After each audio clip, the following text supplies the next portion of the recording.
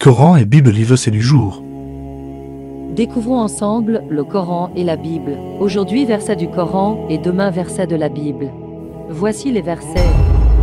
Sourate 7, versets 167 à 175.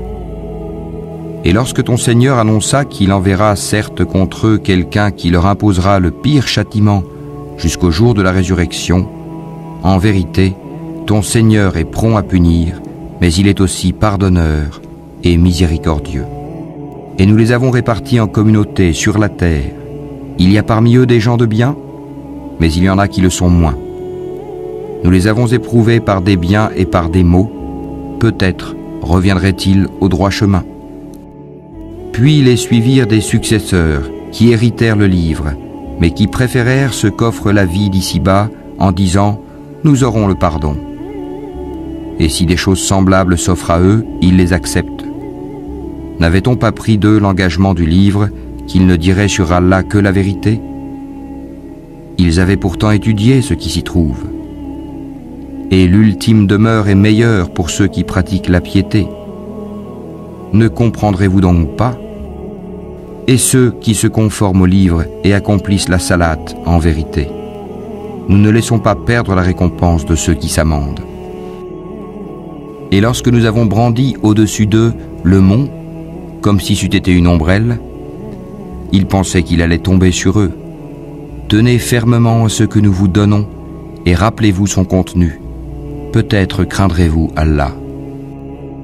Et quand ton Seigneur tira une descendance des reins des fils d'Adam et les fit témoigner sur eux-mêmes, ne suis-je pas votre Seigneur?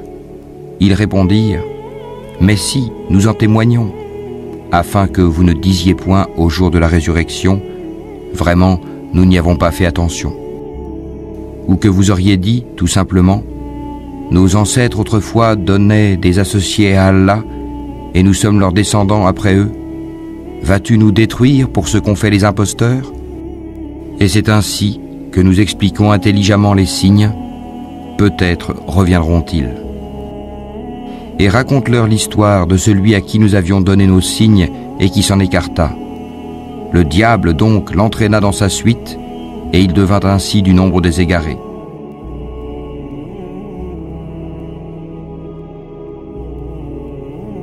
Unissons-nous avec un Dieu créateur qui nous a créés et qui nous entoure en permanence, car il est omniprésent, omniscient et omnipotent. Cherchons et focalisons-nous sur les points qui nous unissent, au lieu de chercher les points qui nous divisent. Jésus et Mohammed. Pas de comparaison, ni de distinction.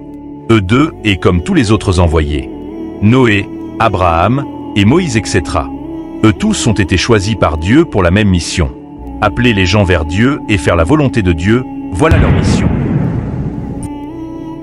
Grand respect aux trois livres.